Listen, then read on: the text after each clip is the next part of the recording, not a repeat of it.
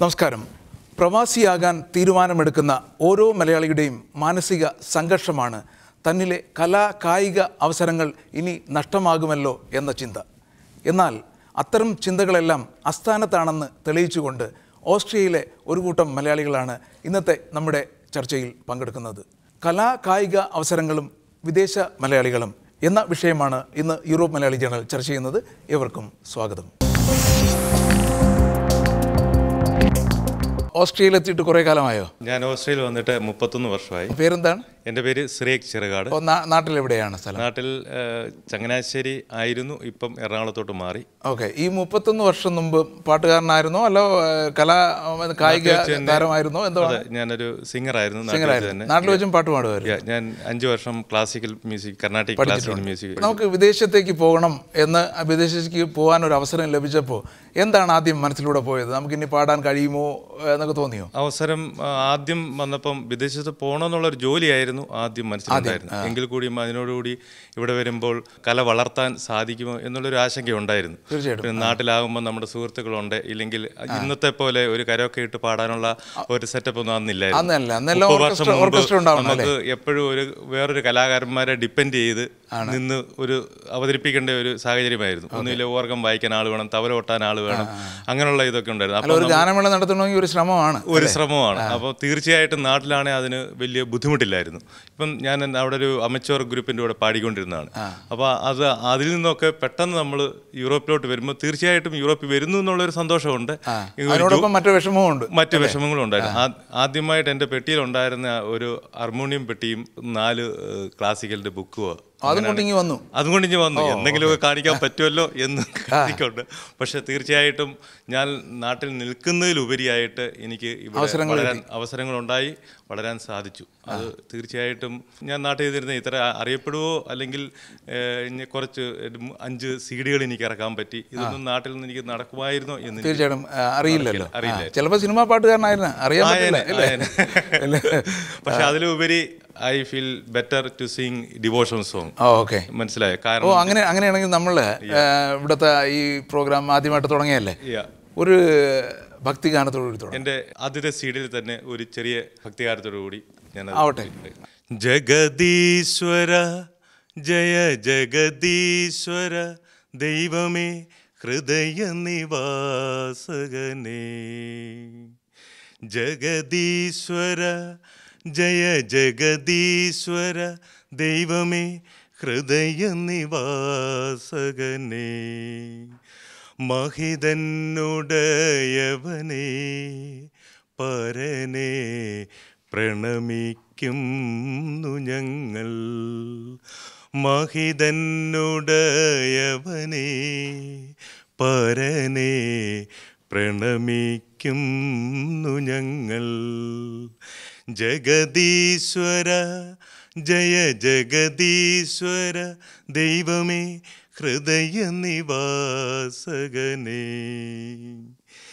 എത്ര മനോഹരം നിൻ കരവേലകൾ, എത്ര ചേതോഹരം ഈ പ്രപഞ്ചം, എത്ര മനോഹരം നിൻ കരവേലകൾ, എത്ര ചേതോഹരം ഈ പ്രപഞ്ചം, ആഴികളാകാശവീതികളോതുന്നു അഗ്രാഹ്യമാമങ്ങേ ശില്പശാസ്ത്രം, ആഴികളാകാശവീതികളോതുന്നു അഗ്രാഹ്യമാമങ്ങേ ശില്പശാസ്ത്രം, ജഗദീശ്വര ജയ ജഗദീശ്വര ദൈവമേ ഹൃദയ നിവാസകനേ. വെരി ഗുഡ്, വളരെ നന്നായിരിക്കുന്നു. യഥാർത്ഥത്തിൽ യഥാർത്ഥത്തിൽ ഇപ്പോൾ സംഗീതത്തിൽ അല്ലെങ്കിൽ സിനിമയിലൊക്കെ നല്ല അവസരങ്ങൾ വരുന്നുണ്ട്. മുമ്പാണെങ്കിൽ നമുക്ക് യേശുദാസും ജയചന്ദ്രനും ഒക്കെ മാത്രമേ ഉണ്ടായിരുന്നുള്ളൂ. ഇപ്പോൾ എല്ലാവർക്കും അവസരം കിട്ടുന്ന ഒരു ഫീൽഡാണ് സിനിമാ ഗാനങ്ങൾ. താങ്കളുടെ ശബ്ദം നല്ലതാണ്, പാടാൻ നല്ല കഴിവുമുണ്ട്. പക്ഷേ എനിക്ക് അങ്ങനെയുള്ള ഒരു അംബീഷൻ ഒന്നുമില്ല. കാരണം ഒരു റെഗുലർ ആയിട്ടുള്ള ഒരു ജോബ് ഉണ്ടായിരിക്കണം. ഗാനഭൂഷണം എന്നാണ് പറയുന്നത്, അതൊരു അലങ്കാരമാണ്.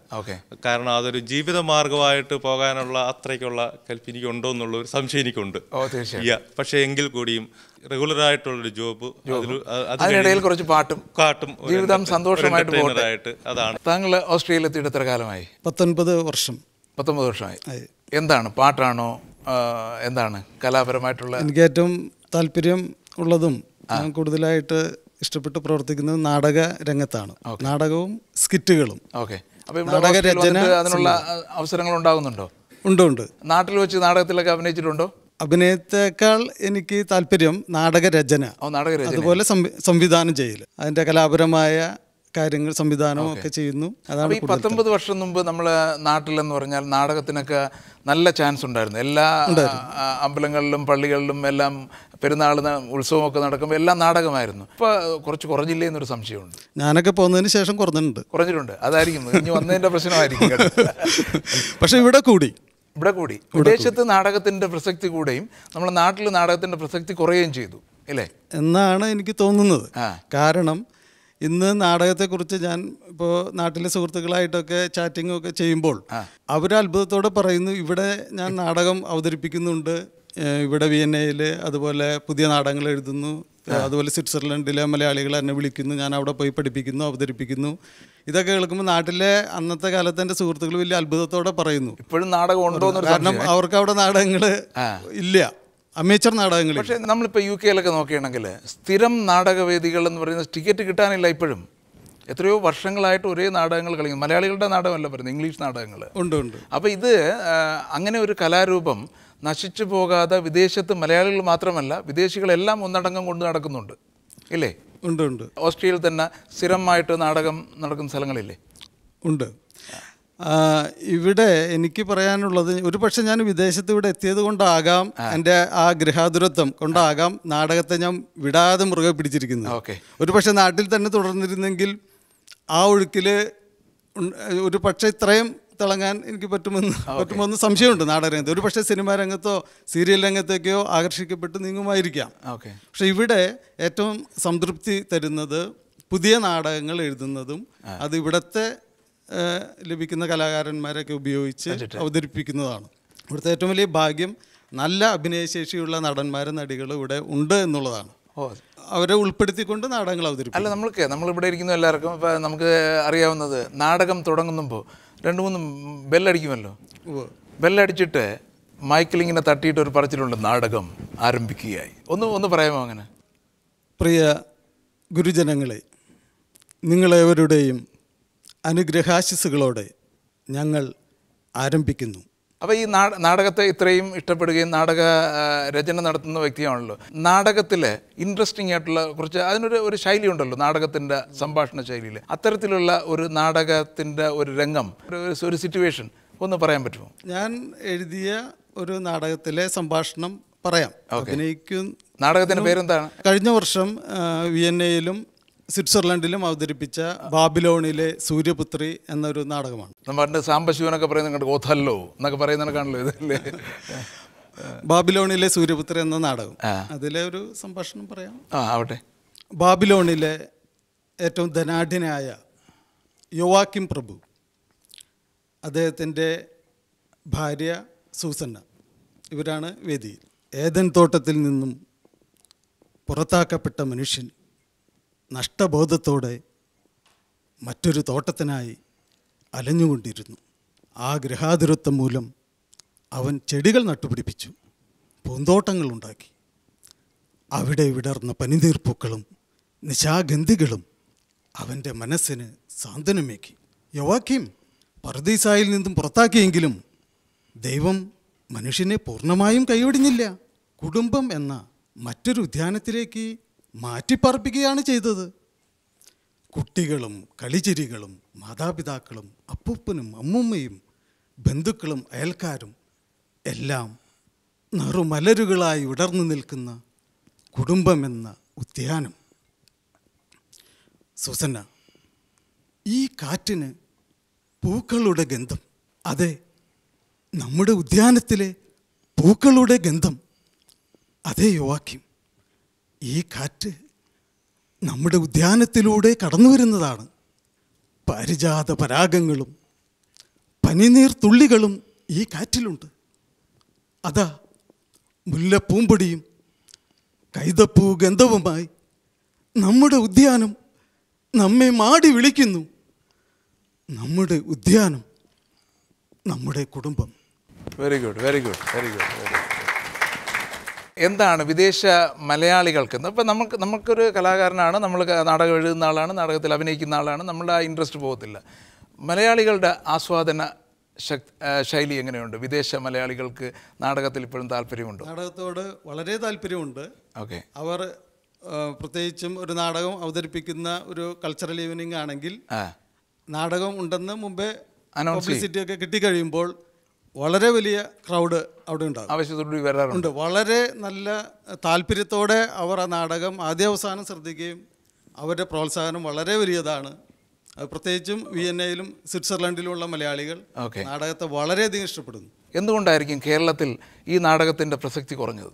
പുതിയ തലങ്ങളിലേക്ക് അവർ വല്ലാതെ ആകർഷിക്കപ്പെട്ടു പോകാണ്. ടി വിയുടെ സ്വാധീനം, അതിൽ ടി വി സീരിയലുകൾ, സിനിമാ രംഗത്ത് ചെന്നാൽ എല്ലാമായി എന്നുള്ള വലിയൊരു അത്യാർത്തി അവർക്കുണ്ട്. അപ്പോൾ അതുകൊണ്ട് അവർ പുതിയ തലങ്ങളിലേക്ക് മാറിപ്പോകുന്നു, പെട്ടെന്ന് നീങ്ങിപ്പോകാണ്. പക്ഷെ ഞങ്ങൾ ഇവിടെ ഞങ്ങൾക്ക് ഉള്ള താല്പര്യങ്ങളെ സാധിക്കുന്ന വിധത്തിൽ വളർത്തിയെടുക്കുകയാണ് ചെയ്യുന്നത്.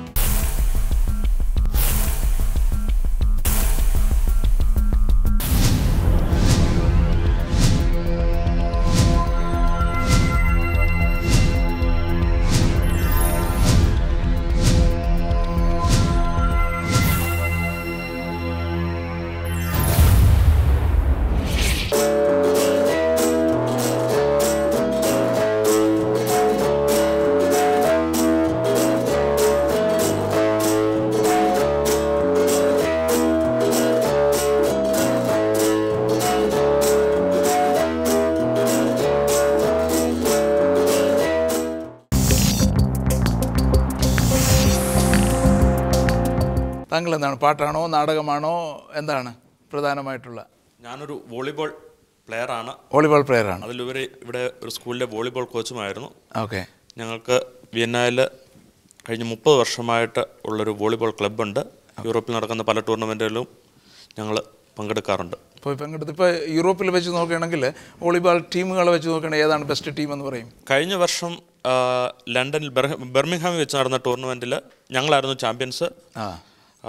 റണ്ണേഴ്സപ്പായ അയർലൻഡിൽ നിന്നുള്ള ടീം വളരെ നല്ല ടീമായിരുന്നു. പഴയ കേരളത്തിലെ കസ്റ്റംസിൻ്റെ കളിക്കാരുൾപ്പെടെയുള്ള ടീമായിരുന്നു. ബർമിംഗ്ഹാം ടീമിനെ പഴയ ഒരു ഇന്ത്യൻ പ്ലെയറാണ് കോച്ച് ചെയ്യുന്നത്. അതുപോലെ ഇപ്പം ഇറ്റലിയിൽ മിലാനിൽ നല്ലൊരു ടീമുണ്ട്. ജർമ്മനിയിൽ നേരത്തെ നല്ല ടീമുകളുണ്ടായിരുന്നു, പക്ഷേ പയ്യെ നിന്നു പോവുകയാണ്. ഞങ്ങളൊക്കെ കോളേജിലും സ്കൂളിലൊക്കെ പഠിക്കുന്ന സമയത്ത് ഈ വോളിബോൾ നാട്ടിൽ എന്നും ഒരു വലിയ കളിയായിരുന്നു. നമ്മൾ പോയി കളിച്ചിട്ട് എന്തുകൊണ്ടാണ് അത് ഈ ഇപ്പോൾ ക്രിക്കറ്റും ഫുട്ബോളും ഒക്കെ എടുക്കുകയാണെങ്കിൽ അത്തരത്തിൽ ഒരു ഉയർന്ന കായിക വിനോദമായി ഇത് മാറിയിട്ടില്ലേ? വോളിബോളിന് പൊതുവെ പ്രസക്തി പണ്ട് തൊട്ടേ കുറവായിരുന്നു. പക്ഷെ ഞാൻ ബേസിക്കലി കോരത്തോടുകാരനാണ്. കോരത്തോട് എന്ന് പറയുന്നത് കേരളത്തിലെ സ്പോർട്സിൻ്റെ ഒരു തറവാടാണ്. കഴിഞ്ഞ 15 വർഷങ്ങൾ അടുപ്പിച്ച് സംസ്ഥാന സ്കൂൾ കായികമേളയിൽ കോരത്തോടിനായിരുന്നു ചാമ്പ്യൻഷിപ്പ്, തോമസ് സാറിൻ്റെ കീഴിൽ. ഇപ്പോൾ കോതമംഗലവും എറണാകുളവും ഒക്കെ സ്കൂളുകളിൽ ഒത്തിരി ഫണ്ട് ഇൻവെസ്റ്റ് ചെയ്ത് വേറൊരു ലെവലിലേക്ക് സ്പോർട്സ് മാറി.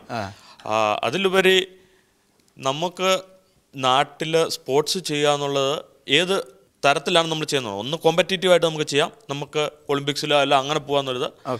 അല്ലെങ്കിൽ നമ്മൾ നമ്മുടെ ആരോഗ്യത്തിന് വേണ്ടി സ്പോർട്സ് ചെയ്യാം, അല്ലെങ്കിൽ നമ്മൾ വെറും ഒരു എൻജോയ്മെന്റ് ചെയ്യാം. ഇപ്പം ആരോഗ്യത്തിന് വേണ്ടി എല്ലാവരും ബാഡ്മിൻ്റനാണ് പോകുന്നതെന്ന് വിചാരിക്കുന്നത് അല്ലേ? അത് ഇച്ചിരി ജാടയുള്ളൊരു സ്പോർട്ട്.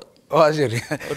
അല്ല അത് മാത്രമല്ല, വോളിബോൾ എന്ന് പറയുമ്പോൾ ഒരു ടീം ഉണ്ടാകും, കുറച്ച് ആൾക്കാർ എണ്ണത്തിൽ കൂടുതൽ വേണം. ബാഡ്മിൻ്റൺ രണ്ടുപേരുണ്ടെങ്കിലും കളിക്കാവുന്ന ഒരു ഗെയിം ആയതുകൊണ്ടാവാം ഒരു പക്ഷേ. തീർച്ചയായിട്ടും ടീം സ്പോർട്ടിന്റെ പ്രത്യേകത എന്ന് പറഞ്ഞാൽ ആൾക്കാരുമായിട്ട് ഇടപെടാൻ പഠിക്കുക, ആൾക്കാരെ കൂട്ടി ഒരു ടീമായി കളിക്കുക. ജീവിതത്തിൽ നല്ലൊരു കഴിവ് നമുക്ക് സമ്പാദിക്കാൻ പറ്റും. നാട്ടിൽ നിന്ന് ഇവിടെ വന്നിട്ട് വോളിബോളിൽ കുറച്ച് കാര്യങ്ങൾ ചെയ്യാൻ പറ്റി എന്ന സംതൃപ്തിയുണ്ടോ? തീർച്ചയായിട്ടും. എനിക്ക് നാട്ടിൽ അവസരം കുറവായിരുന്നു എന്നല്ല, നാട്ടിൽ നല്ല അവസരവും നല്ല സംവിധാനങ്ങളുമുണ്ട്. അതിനൊരിക്കലും ഞാൻ മോശമായിട്ട് കാണുന്നില്ല. പക്ഷേ ഇവിടെ വന്നുകൊണ്ട് എനിക്കിവിടെ ഞാനിവിടെ വിയന്ന ഇൻ്റർനാഷണൽ സ്കൂളിൽ ഒരു 4 വർഷം വോളിബോൾ കോച്ചായിട്ട് ജോലി ചെയ്യാൻ കഴിഞ്ഞു. അതിനിടയിൽ ഞങ്ങൾ യൂറോപ്യൻ ചാമ്പ്യൻസായി. ലണ്ടനിൽ നടന്ന ബ്രസൽസിൽ നടന്ന ഇൻ്റർനാഷണൽ സ്പോർട്സ് ടൂർണമെൻറ്റിൽ ഞങ്ങൾ തേർഡായി. അങ്ങനെ കുറെ കണക്ഷൻസ്. നാട്ടിൽ വെച്ച് വോളിബോൾ കളിച്ചുകൊണ്ടിരുന്ന അവസരത്തിലാണോ ഇങ്ങോട്ട് വന്നത്? അതെ, എനിക്ക് 24 വയസ്സുള്ളപ്പോഴാണ് ഞാനിവിടെ വരുന്നത്. അപ്പോഴേ വോളിബോൾ ടീമിലൊക്കെ ഉള്ളതാണ്. അന്നും നാട്ടിൽ ആക്റ്റീവ് ആയിരുന്നു.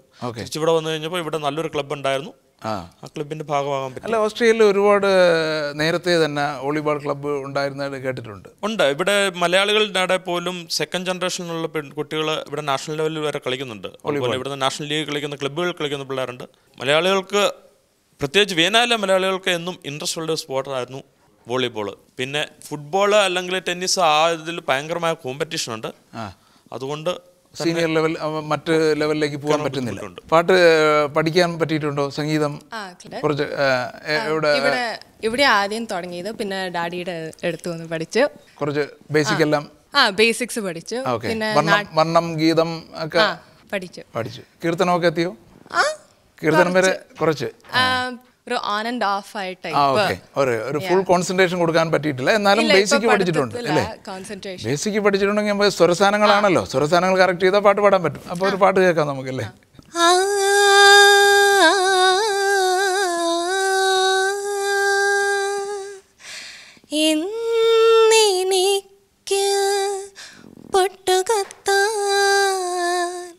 സന്ധ്യകൾ ചാലിച്ച സിന്ദൂരം ഇന്നെനിക്ക് കണ്ണെഴുതാൻ വെണ്ണിലെ നക്ഷത്ര മഷിക്കൂട് ഇന്നെനിക്ക് പൊട്ടുകുത്താൻ സന്ധ്യകൾ ചാലിച്ച സിന്ദൂരം ഇന്നെനിക്ക് കണ്ണെഴുതാൻ വിണ്ണിലെ നക്ഷത്ര മഷിക്കൂട്. Very good, very good. ഇവിടെ എങ്ങനെ ഡാഡിയോടൊപ്പം ഗാനമേളയ്ക്കൊക്കെ പോകാറുണ്ടോ? പിന്നെ അത് ശരി. എങ്ങനെ ട്രാക്കൊക്കെ ഇട്ട് തന്നെയാണ് പാടുന്നത്? കരോക്കെ വെച്ച്. ഇവിടെ അവസരങ്ങൾ ധാരാളം കിട്ടുന്നുണ്ട്. ഇവിടെ ഉണ്ട്, സ്വിറ്റ്സർലൻഡിലുണ്ട്, പിന്നെ ജർമ്മനി, പിന്നെ ഇപ്പൊ ഞാൻ ഇന്റർനാഷണൽ ആണ്.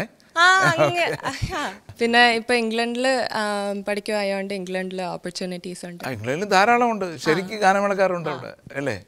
അപ്പോൾ ഏതായാലും നല്ലതാവട്ടെ. പാട്ട് കൂടാതെ വേറെ ഏതെങ്കിലും ആക്ടിവിറ്റീസ് ഉണ്ടോ? ഡാൻസും കൂടി ഞാൻ. എങ്ങനെയാണ്? ഭരതനാട്യമാണോ സിനിമാറ്റിക് ഡാൻസ് ആണോ? എന്താണ്? ക്ലാസിക്കൽ ഭരതനാട്യം, കുച്ചിപ്പുടി, മോഹിനിയാട്ടം എല്ലാം പഠിച്ചിട്ടുണ്ട്. അപ്പോൾ ഓൾറൗണ്ടറാണ്. അങ്ങനെ പറയാം.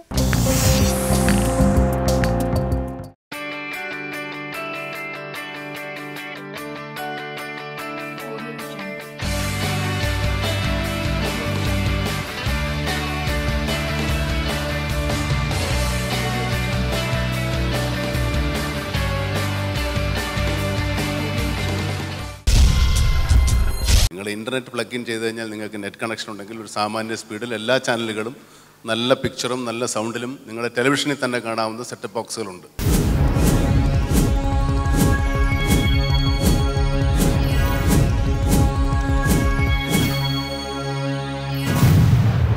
യുകെയിലെ ഏറ്റവും വിശ്വാസയോഗ്യമായ ട്രാവൽ ഏജൻസി ആനന്ദ് ട്രാവൽസ്. 29 വർഷത്തെ പ്രവർത്തന പാരമ്പര്യവുമായി ആനന്ദ് ട്രാവൽസ്.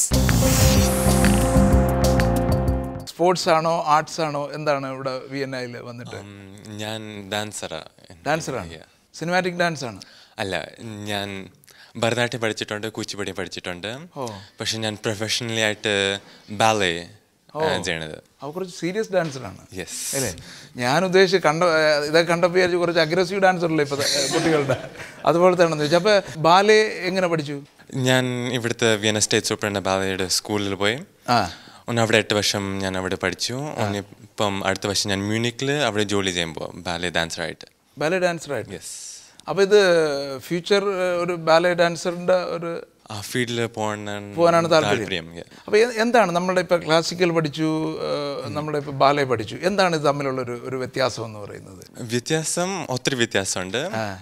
പക്ഷെ എല്ലാം ചിന്തിക്കുകയാണെങ്കിൽ എല്ലാം ഒരു സിമിലാരിറ്റി ഉണ്ട്. എല്ലാ ഡാൻസും ഒരു സെയിം മൂവ്മെന്റ്സ് ആക്ച്വലി. പക്ഷെ അത് different postures and different ways of movement, but they're still the same. It's hard to അല്ല, ബേസിക്കായിട്ട് നമ്മളെ പോലെയുള്ളവർക്ക് ഇപ്പോൾ ബാലെ കണ്ടാലും ഭരതനാട്യം കണ്ടാലും സിനിമാറ്റിക് ഡാൻസ് കണ്ടാലും നമുക്ക് എൻജോയ് ചെയ്യാൻ പറ്റും. ഒരാൾ ഇത്തിരി മോശമായിട്ട് ചെയ്താൽ നമുക്കറിയാം ഇത് അത്ര പറ്റിയില്ലെന്നറിയാം, ഞങ്ങൾ പഠിച്ചിട്ടില്ലെങ്കിലും അല്ലേ? അപ്പോൾ ഇതിൻ്റെ മൂവ്മെൻറ്റിലുള്ള വ്യത്യാസമാണ് പ്രധാനമായിട്ടും അല്ലേ? അപ്പോൾ ഈ താളം എങ്ങനെയാണ് ഭരതനാട്യവും ഈ ബാലയുമായിട്ടുള്ള പ്രത്യേകിച്ച് താള രീതിയിൽ എന്തെങ്കിലും വ്യത്യാസമല്ല? എല്ലാ ഡാൻസിനകത്തും എപ്പോഴും താളത്തിൽ ഡാൻസ് ചെയ്യണം. സോ പക്ഷെ ഭരതനാട്യത്തിലാണെങ്കിൽ ഭയങ്കര ആദിതാളം, രൂപകതാളം ഭയങ്കര സ്ട്രിക്റ്റ് ബേസിക്സ് ഉണ്ട്. എപ്പോഴാണ് ഇവിടെ ചവിട്ടേണ്ടത്, കാല് എപ്പോഴാണ് അങ്ങനെ വരേണ്ടത്.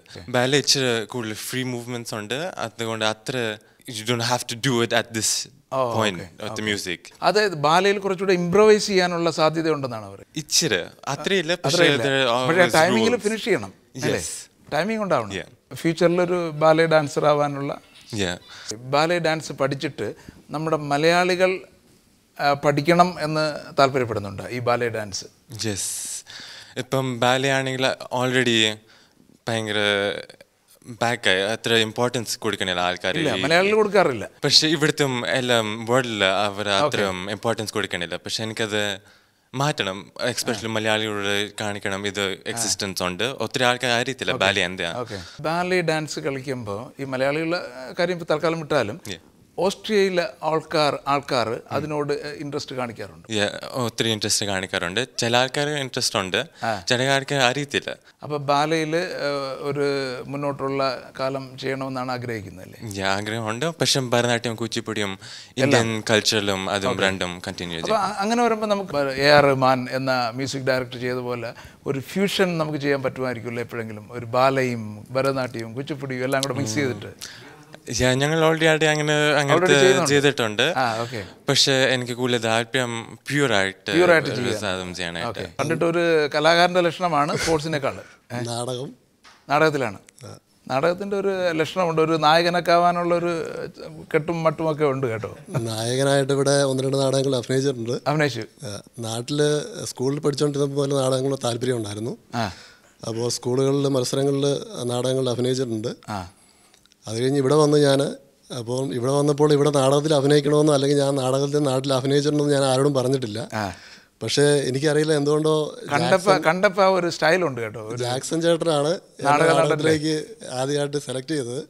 എനിക്കറിയില്ല ആരാ പറഞ്ഞതെന്നറിയില്ല. ഞാൻ ആരോടും പറഞ്ഞില്ലായിരുന്നു ഞാൻ നാടകത്തിൽ അഭിനയിച്ചിട്ടുണ്ട്, എനിക്കൊരു ചാൻസ് തരുമോന്നും ഞാൻ ആരോടും ചോദിച്ചില്ലായിരുന്നു. ഇങ്ങോട്ട് വരെയാണ് അവസരം തേടി വന്നു.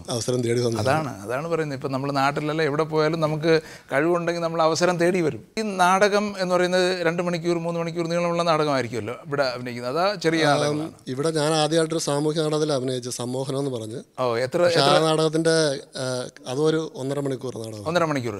അപ്പോൾ ഈ 1.5 മണിക്കൂർ നായകൻ എന്ന് പറയുമ്പോൾ നാട്ടിൽ കണക്ക് ഈ റെക്കോർഡ് ചെയ്തിടുന്ന പരിപാടിയല്ല. ഇവിടെ കാണാൻ പറഞ്ഞേ പറ്റുമെന്ന് തോന്നിയായിരിക്കും. കാണാൻ പഠിച്ചിട്ടല്ലേ ഡയലോഗ്സ് ഒക്കെ? അങ്ങനെയാണോ ചെയ്യുന്നത്? അതെ, അതിവിടെ റെക്കോർഡ് ചെയ്തിട്ടാണ് ചെയ്തത്. റെക്കോർഡ് നമ്മൾ അറിഞ്ഞിരിക്കണല്ലോ. നല്ല റെക്കോർഡ് ചെയ്യുന്ന പറഞ്ഞാൽ ആ സമയത്ത് നമ്മുടെ ചുണ്ടനക്കില്ലെങ്കിൽ നമുക്ക് പറ്റത്തില്ലല്ലോ. ഓക്കെ. അയാളും ഡയലോഗുകളും ഇവിടെ കാണാൻ പഠിച്ചു. 1 മണിക്കൂർ നാടകത്തിന് 1.5 മണിക്കൂറിൻ്റെ. ഞാൻ പോയ പല സ്റ്റേജിൽ കണ്ടിട്ട് ഇപ്പോൾ നായകൻ പറയേണ്ട ഡയലോഗ് ഇങ്ങനെ നീട്ടി പറഞ്ഞുകൊണ്ടിരിക്കുകയാണ്. പെട്ടെന്ന് അടുത്ത് നിൽക്കുന്ന ഒരാൾ കയറി ചുണ്ടനക്കി തുടങ്ങി നമ്മളെ നായകൻ്റെ. അങ്ങനെ അവസരം വന്നിട്ടുണ്ടോ? അങ്ങനെ എനിക്ക് വന്നിട്ടില്ല. പക്ഷെ കൂടെ അഭിനയിക്കുന്ന ആൾക്കാർ പലരും അങ്ങനെ ചെയ്തിട്ടുണ്ട്. കാരണം അവർക്ക് പരിചയക്കുറവുകൊണ്ടായിരിക്കാം ചിലപ്പോൾ അങ്ങനെ സംഭവിച്ചു. ഞാൻ പക്ഷേ അങ്ങനെ അവരെ നമ്മളൊരിക്കലും അങ്ങനെ അണ്ടർ എസ്റ്റിമേറ്റ് ചെയ്യാറില്ല. കാരണം ചിലപ്പോൾ ആദ്യമായിട്ട് സ്റ്റേജിൽ കയറുന്നവരായിരിക്കാം. അവരെ പ്രോത്സാഹിപ്പിക്കാൻ ചെയ്തിട്ടുള്ളൂ. ഞാൻ ഒരിക്കലും അവരെ ഇതാക്കിയിട്ടില്ല. നിങ്ങൾ പ്രോത്സാഹിപ്പിച്ചോളൂ. ഞങ്ങൾ കാണികളെന്നുള്ള നിലയിൽ ഞങ്ങൾക്ക് ഒത്തിരി ബുദ്ധിമുട്ടുണ്ടാവില്ല. അല്ലേ? ശരിയാണ്. നാടകത്തിലെ ഇപ്പം നേരത്തെ പ്രീ റെക്കോർഡഡ് ആണോ അതോ സ്റ്റേജിൽ ലൈവായിട്ട് സൗണ്ട്? അത് റെക്കോർഡ് ചെയ്ത് വെച്ചിട്ടാണ്. റെക്കോർഡ് ചെയ്തിട്ടാണ്. അപ്പോൾ അത് കുറച്ചുകൂടെ എളുപ്പമല്ലേ? ഡയലോഗ് പറഞ്ഞുള്ള അതാണ് ഒന്നുകൂടെ നമുക്ക് ആക്റ്റീവായിട്ട് ചെയ്യാൻ പറ്റുന്ന അതാണെന്ന് എനിക്ക് തോന്നുന്നു. കാരണം ഇപ്പം നേരത്തെ ശ്രീമാർ പറഞ്ഞ പോലെ ഇപ്പം ഞാനൊരു ഡയലോഗ് പറഞ്ഞു വരുമ്പോൾ ചിലപ്പോൾ നേരെ ഇത് റെക്കോർഡ് ചെയ്ത് വെച്ചിരിക്കുന്നത് പറഞ്ഞു വരും, പക്ഷെ ഞാൻ പിന്നെ കുറച്ച് കഴിഞ്ഞായിരിക്കും ആക്ട് ചെയ്യുന്നത്. നമ്മൾ തുടങ്ങുന്നതല്ലേ? അപ്പോൾ നമുക്ക് യഥാർത്ഥത്തിൽ അഭിനയിക്കാനുള്ള ഒരു അവസരം നിഷേധിക്കപ്പെടുകയല്ലേ ചെയ്യും. നമ്മളിത് ശ്രദ്ധിച്ചു നിൽക്കുകയല്ലേ. ഈ ഡയലോഗ് എനിക്ക് ചുണ്ട് കൊണ്ടുള്ള അഭിനയം മാത്രമേ ഉള്ള യഥാർത്ഥ അഭിനയത്തിൽ കുറവ് വരുമോ? അങ്ങനെ ആദ്യം ഞാൻ ഇവിടെ ആദ്യത്തെ നാടകത്തിൽ അഭിനയിച്ചപ്പോൾ എനിക്ക് ആ ബുദ്ധിമുട്ടുണ്ടായിരുന്നു. കാരണം നാട്ടിൽ അങ്ങനെ ഒരു സിസ്റ്റം ഇല്ലായിരുന്നപ്പോൾ ഇവിടെ വന്ന് റെക്കോർഡ് ചെയ്ത് വെച്ച് അഭിനയിച്ചപ്പോൾ ആദ്യം നാടകത്തിൽ എനിക്ക് എപ്പോഴും ഞാനിങ്ങനെ ശ്രദ്ധിച്ച് നിൽക്കുമായിരുന്നു. അടുത്ത ഡയലോഗ് എൻ്റെ ആണല്ലോ, അതിന് അതുകൊണ്ട് നമ്മളെ യഥാർത്ഥത്തിൽ അഭിനയിക്കാൻ മറന്നു പോകുന്നില്ലേ? അതുകൊണ്ടാവുന്നുണ്ട്. അതാ ചോദിച്ചത്. അപ്പോൾ യഥാർത്ഥത്തിൽ ഡയലോഗ് കാണാതെ പഠിച്ച് പ്രസൻറ്റ് ചെയ്യുന്നതിൻ്റെ അത്ര നമ്മൾ ഡയലോഗ് റെക്കോർഡ് ചെയ്താൽ വരുന്നില്ല എന്നുള്ളത്. അത് ശരിയാണ്. എന്താണ് വിയന്നയിൽ പാട്ടാണോ ഡാൻസ് ആണോ? ഞാൻ ഡാൻസിലേക്കാണ്. ഞാൻ ക്ലാസിക്കൽ പഠിച്ചു, ഭരതനാട്യം, മോഹിനിയാട്ടം, കുച്ചിപ്പുടി, പിന്നെ സിനിമാറ്റിക്കും പഠിച്ചു. അത് പഠിപ്പിക്കുന്നുണ്ട് ഇവിടെ. അപ്പോൾ എങ്ങനെയുണ്ട്? അവസരങ്ങളെല്ലാം ധാരാളം കിട്ടുന്നുണ്ടോ? കിട്ടുന്നുണ്ട്. അപ്പോൾ ഓണാഘോഷങ്ങൾ ഇപ്പോൾ വരാൻ പോവുകയല്ലേ? ഞാൻ ഓണാഘോഷത്തിന് ഒത്തിരി പ്രിപ്പയർ ചെയ്യുന്നുണ്ട്. ഗ്രൂപ്പായിട്ടാണോ ഒറ്റയ്ക്കാണോ എന്താണ് ചെയ്യുന്നത്? ഓണത്തിൽ എപ്പോഴും ഗ്രൂപ്പായിട്ട്. അപ്പോൾ ഞങ്ങൾ തന്നെത്താനെ കൊറിയോഗ്രാഫിയും ക്ലാസിക്കൽ, സെമി ക്ലാസിക്കൽ, സിനിമാറ്റിക് എല്ലാം ഉണ്ട്.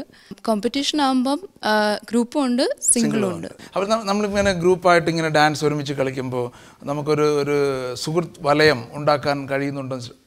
തീർച്ചയായിട്ടും. ഗ്രൂപ്പ് ആകുമ്പം ഇങ്ങനെ ടീം വർക്ക് എല്ലാം അറിയും. അതൊരു വേറെ ഒരു നല്ല എക്സ്പീരിയൻസാണ് ഗ്രൂപ്പായിട്ട് കളിക്കും. ഇപ്പോഴും ഈ ഗ്രൂപ്പ് ഇനിയിപ്പോൾ ഓണം വരുന്നു എന്ന് പറയുമ്പോൾ തന്നെ നമുക്കൊരു സന്തോഷമുണ്ട്. നമുക്ക് ഗ്രൂപ്പായിട്ട് ഡാൻസ് കളിക്കാം. തീർച്ചയായിട്ടും. ഇപ്പം സമ്മർ വെക്കേഷനിൽ അതൊരു ആക്ടിവിറ്റിയാണ്.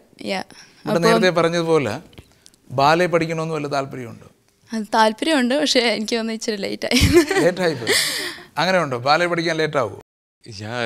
നേരത്തെ പഠിക്കണം, അല്ലെങ്കിൽ ഒത്തിരി ഫ്ലെക്സിബിലിറ്റി വേണം. ബോഡി ഫ്ലെക്സിബിൾ ആകണം ബോഡി. നേരത്തെ പറഞ്ഞിപ്പോൾ ഭരതനാട്യം പഠിക്കുന്നവർക്കും കുച്ചിപ്പുടി പഠിക്കുന്നവർക്കും ബാലെ പഠിക്കുന്നവർക്കും ഒക്കെ ഏതാണ്ട് ഒരേപോലെയാണെന്ന് പറഞ്ഞു.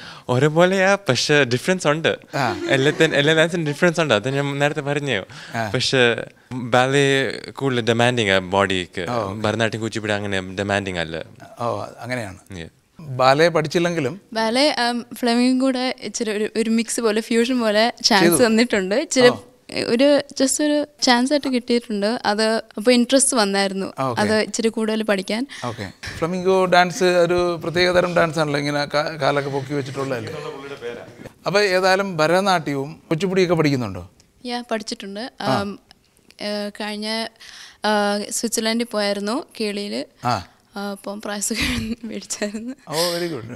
പിന്നെ ഇവിടെ സിനിമാറ്റിക് ഞാൻ പഠിപ്പിക്കുന്നുണ്ട്. ഇവിടെ ഡാൻസ് സ്കൂള് അസുക്കി കൈരളി നികേതനുള്ള സ്കൂളിൽ മലയാളം പഠിപ്പിക്കുമ്പം സിനിമാറ്റിക്കും ക്ലാസിക്കലും ഉണ്ട്. ഞാൻ സിനിമാറ്റിക് ടീച്ചറായിട്ടും. വീണ്ടും അവസരങ്ങൾ ലഭിക്കട്ടെ. ഈ ചർച്ച ഇവിടെ അവസാനിക്കുന്നില്ല. ഇതിൻ്റെ അവസാന ഭാഗം അടുത്ത ആഴ്ച ഇതേ സമയം കാണാവുന്നതാണ്.